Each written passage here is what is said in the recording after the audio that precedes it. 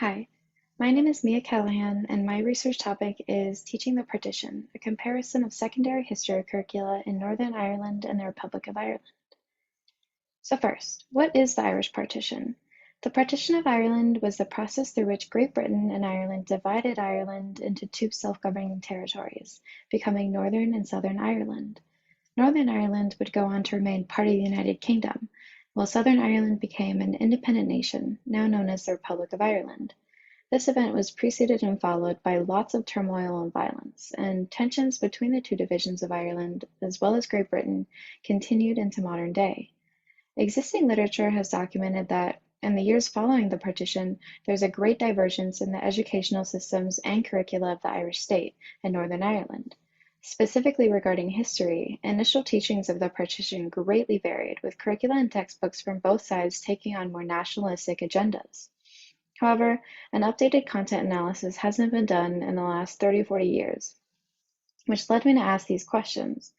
In this study, I hope to discover whether discrepancies still exist between the Irish state and Northern Ireland in their teaching of the Irish partition, specifically focusing on the years 1910 to 1922. I conducted my research in two parts, the first of which being a curriculum comparison, in which I analyzed the secondary history curricula of Northern and Southern Ireland. In my comparison, I found that while neither country mandates the study of the partition at a secondary level, a greater emphasis is placed on the learning of the partition and the curriculum of the Republic of Ireland. In the Irish History Leaving Certificate, which is essentially the final exam of the Irish secondary school system, the partition of Ireland is its own topic of study that students can choose to be tested on, titled The Pursuit of Sovereignty and the Impact of the Partition.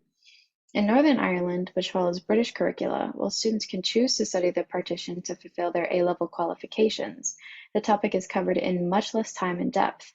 Additionally, in the General Certificate of Secondary Education and History, which is another prominent curriculum and system of examination in the United Kingdom, the partition is only represented as a brief subset of a topic students can choose to study, going into even less depth than its A-level counterpart.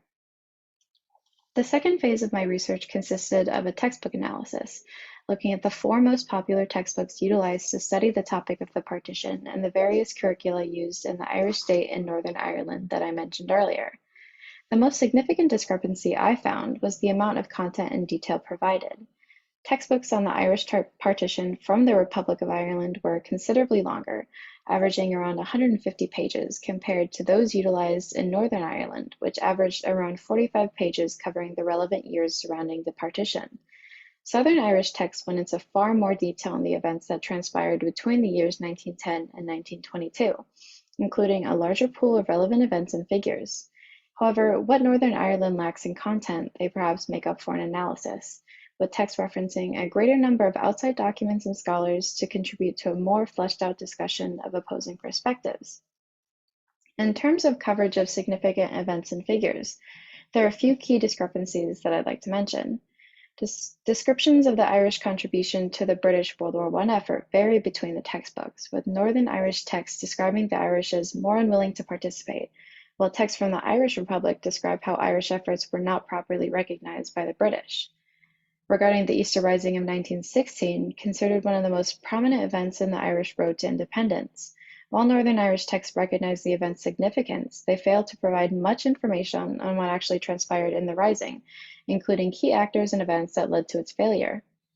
Finally, a difference that I found particularly interesting was the use of anglicized versions of Irish surnames in Northern Irish texts, with a prominent example being Sean MacDermada versus Sean McDermott, the anglicized version. The aforementioned discrepancies are not all of the differences I found, but for the sake of time, those are some of the most relevant. From my research, it's evident that significant discrepancies exist between the teaching of the Irish partition in Northern Ireland and the Republic of Ireland.